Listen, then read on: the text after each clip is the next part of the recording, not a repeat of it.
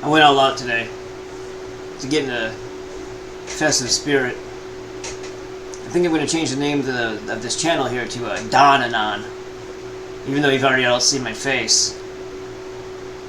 It makes about as much sense as any other Anon shit I've ever seen. I'm not trying to be pessimistic about hope, but give me a little more than trust the plan and where we go one, we go all. Those are mantras. Mantras are dangerous. You know what happens with a mantra? Where we go one, we go all, and then you realize it's a FEMA camp, and then you've been chanting your own demise. See, this is how the game works. They get everybody to ask for their execution. This is how it's been going forever. And I'm going to be Anon for a day or two, or maybe just this. It hurts my nose, so probably not for too long. Donatello. Can't see my face. Anon. Get it? Okay. What do we got to talk about today? It's like I have a pig nose. It's ridiculous. Have you noticed? I mean, maybe you don't think about this as obsessively as I do for a number of reasons. The first one being that if you don't run a business, you probably don't constantly obsess about what they're doing to small businesses all day, worrying about what the hell you're supposed to do in order to counteract the government's attempts to destroy the middle class, the bourgeois, the people who actually put effort into their lives to make something of themselves. Okay? That's not a cut down on other people. I'm just saying the ones who actually earn what they receive, rather than, you know, people who are born rich or whatever, or born of privilege, who don't have to worry about this stuff because the legislation is always built to exclude those who do the most of whatever it is they don't want you to do. So if you're a corporation who pollutes, then you are probably the one who lobbied to have clean air bullshit so that you could destroy your competition, or at least all the smaller businesses that are in the same type of field that you're in, but you made yourself exempt in that bill as well, because you guys are writing the bills. I mean, that's what they do. So a guy pushing his lawnmower in his front yard is going to be attacked by a bunch of radical protester retards from some college, but you know, BP can dump as much fucking oil into the Gulf as they want without even, and just standing around and guarding it so nobody tries to fix it. That's what the Coast Guard was doing there. When they became Department of Homeland Security, I lost all respect for my former branch. They've become a weapon of tyranny. They are against the people now. They were telling people, and they have no jurisdiction, they have no right to do this, but they were threatening investigators, reporters, that they were going to take them and jail them and fine them, which they have no right and they have no power to do that. If they got within something like 13 miles, within 13 miles of where, I think it was 13. It might have been a different number, to where the BP spill was happening. So they were purposely keeping people out of there, on the shore and surrounding in the waters with the Coast Guard. And that's what they did. That's what they used your tax dollars to do. So I'm done with them. It was 16 years ago. Well, no, let's see. I got out in 2002. So that's how long it's been since I was in there. They don't even call them telecommunications. I was a telecommunications specialist. Before I left, they had already changed the rate to an IT and OS. So IT were like the telephone technician guys, and I think one of the electricians units in there, maybe the ETs, or the EMs. EMCs are engineers, though. So, and then the other ones, this is all in ops, like operations. The other one was OS, which is operating systems, and that's where most of the telecommunications people found themselves. Quartermasters disappeared and became bosun mates, so just bosun mates, not quartermasters and bosun mates anymore. So everything got shifted around just before I left, and I'm sure there's been more shifts since then. But anywho, so not only are they attacking small business with their policies and their new laws every fucking 10 minutes, especially in California and New York, but they're also attacking us financially in a very controversial way that most people say, oh, you're just being blah blah blah about. Okay, when I first started work, my first job was on a farm for like $4 an hour. I was lifting and stacking hay bales that were heavier than me in a 90 to 110 degree barn for 4 to 5 hours a day. Okay? And that was my next door neighbor. I worked right across the street at my farm when I was like 13, I think it was, doing that. And right now, they're pushing for a $15 an hour minimum wage.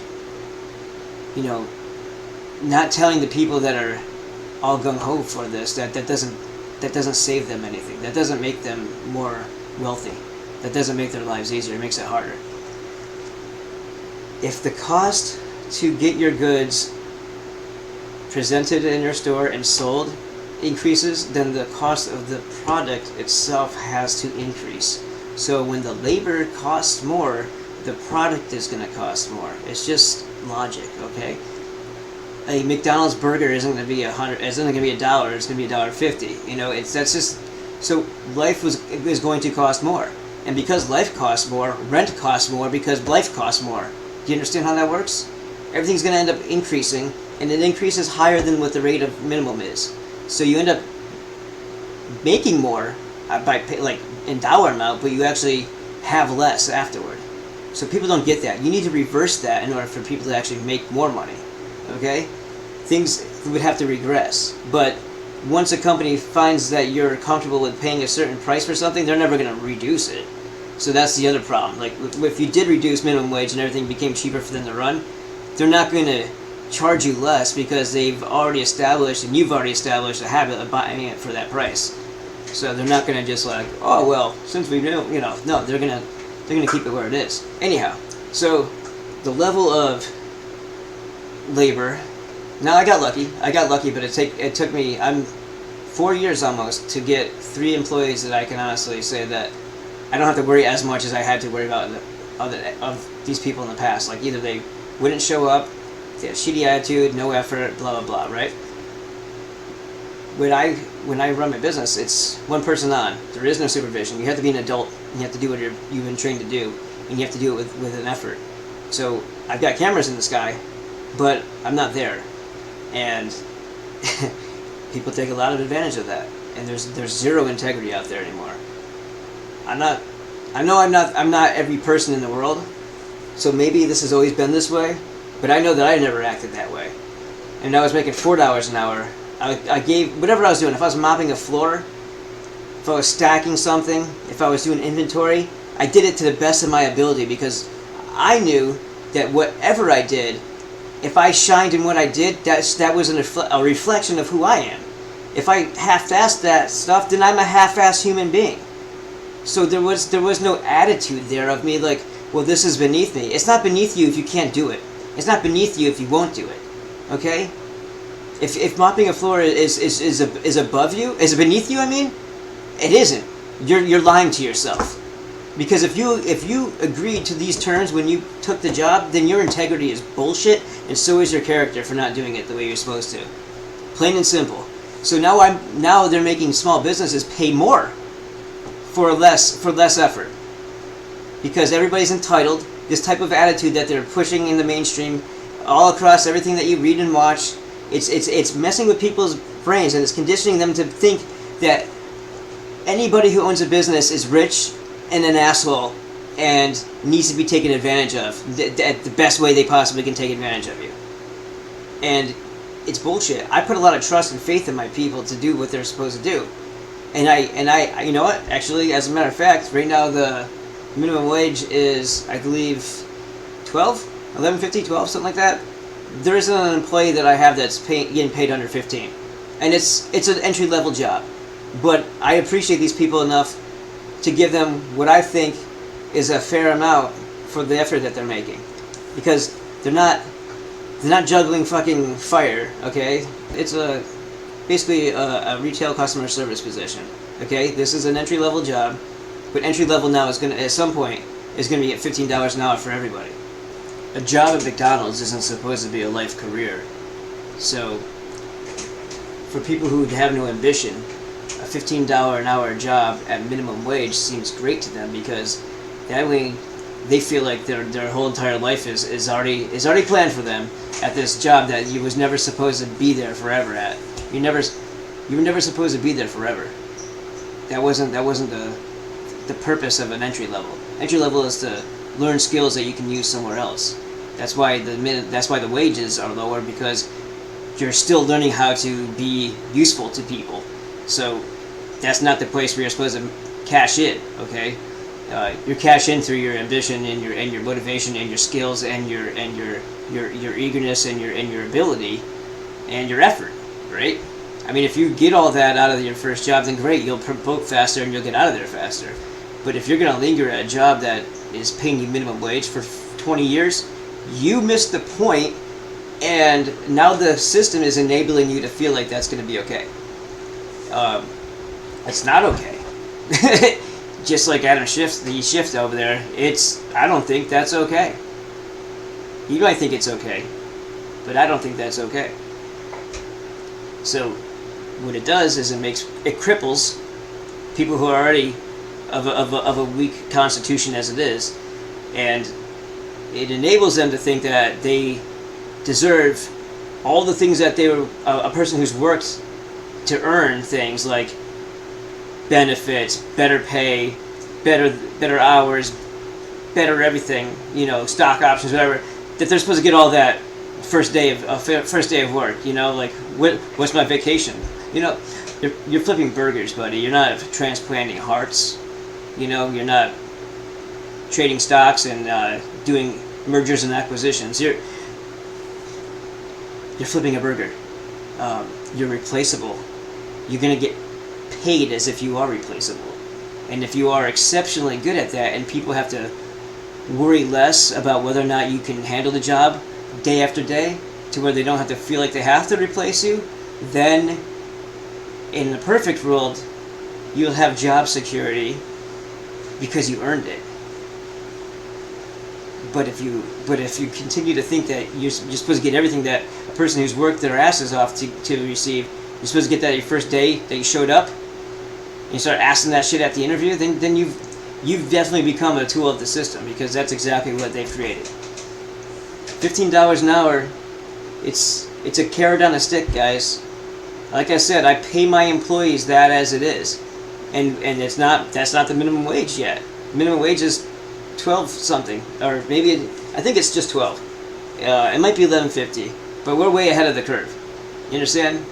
Nobody makes less than 15, but we make. The first 90 days they didn't do that. The first 90 days they had to prove that they were worth keeping. Show us that they were gonna be trustworthy, dependable, and good at what they did. That because I trained them. I put the effort into training them to do that. So did they retain it? Did they yeah me? Well, we'll find out, won't we?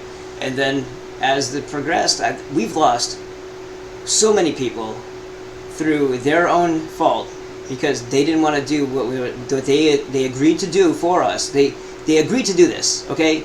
Nothing was kept secret. The terms and conditions of what we're paying you to do are the terms and conditions of what you're supposed to do. If you decide to change that contract after the fact, that's not our problem. If you say, I want to get paid the same amount that you offered me in the beginning, but I'm not going to do this, and that, this isn't a fucking negotiation. You're doing what we're telling you to do, otherwise you're missing the whole fucking point of what a job is. You were paid to do this task. This is the job description. You don't change a job description after the fact because you think you need to be paid more to do less. It's not happening. Not where I dwell. Not where I have the say so. It's not happening. But like I said, that's in the past for now. Just recently. We've gone through an awful lot because there's a lot of crap out there that we have to weed through. Maybe we're looking in the wrong direction, but as far as where we place our ads or whatnot, the type of level of people that we get, but it's an epidemic in the area that we work out of. Certain southwestern states have an issue with that, and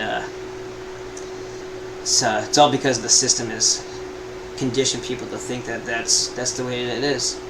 The man owes you something, and even though the man isn't even the man, he's just another person with a family trying to do whatever it is that they do to maximize that thing that they do to provide for their family, and you're gonna go around and start making demands to them, even though you're the one that's supposed to be the employee. Yeah. This is the world that they've created, and this is the one that we have to deal with. The real adults have to deal with this childish behavior, all the way down from the politicians to the people that we hire. It makes no sense, and it's a way to intentionally destroy a system and cripple the economy and ruin businesses that are smaller. Multi-million-dollar corporations aren't going to deal with this. They're not going to care. They're going to treat their drone despot slave labor the same way they have been. And that's why Amazon can deliver a package in an hour after you've ordered it online and make everybody else who ships things over the internet fucking look like assholes because they don't have an army of fucking drones. Everybody gets a false impression of what reality is because of multi-million-dollar mega corporations taking over where small businesses used to have their niche. They're getting rid of everything. Like, when's the last time you saw a grocery store in a neighborhood that was run by people that you could walk up to and talk to? When is the last time that's happened? Or that you met somebody who owns who produces a product that you eat or drink? When have you done that besides a farmer's market? They might be in farmers markets and at a few stores, and that's all wonderful. I'm encouraging that. I think that's great. That's where we started. We started at a farmer's market, in a circuit of different farmers markets before we got picked up for a store. They're aiming all of their artillery at the least threat to them as possible. Like, we are not a threat to big corporations. We can never compete with their pricing. We can't get stuff from China. If we make everything, we can't make it fast enough as they can with their millions of dollars worth of industrial equipment. So we can coexist without any of them ever having to worry about us. But that's not the point. The point is these people who own these corporations are either run by or indebted to counter-reformationists, communist-style thinking, globalist-minded people who want and desire more than anything else to cause misery, suffering, despair, and destruction to as many people as possible.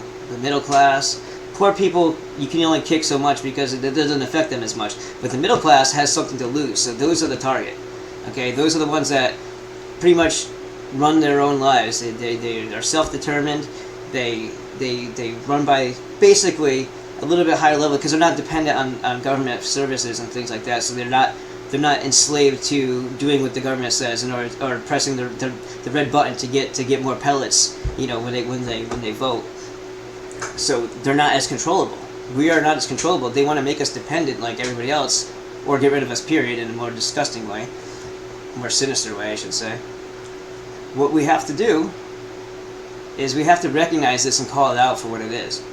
And it's going to be dangerous for small businesses to do that because we need an advocate or something, because we can't be taking it on ourselves because then they'll just target us. They'll use their weaponized IRS, they'll use weaponized everything.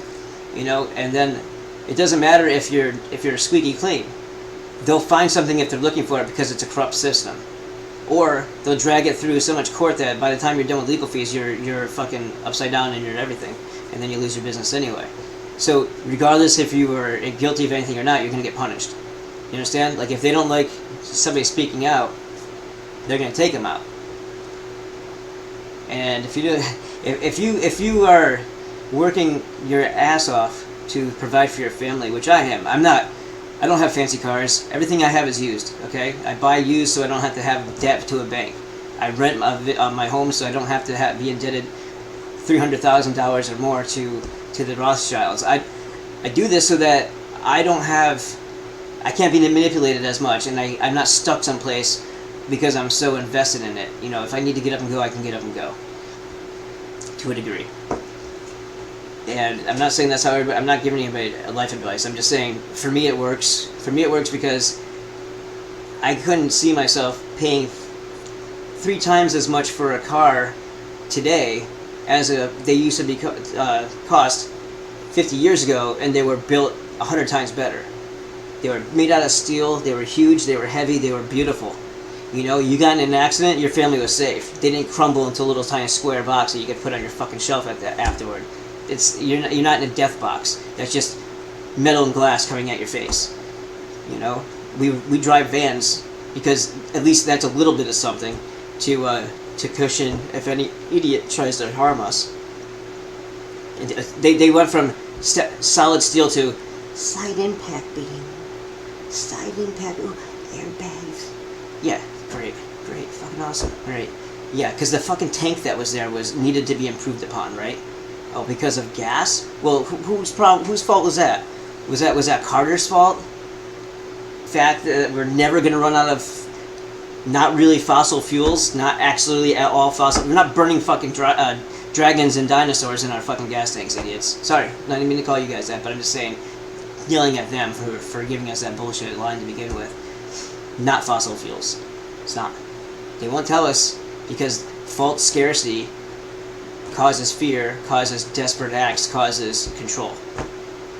And I think I've said about all I want to say with this. This thing's itchy as fuck, but until next time, this is Anon Anon.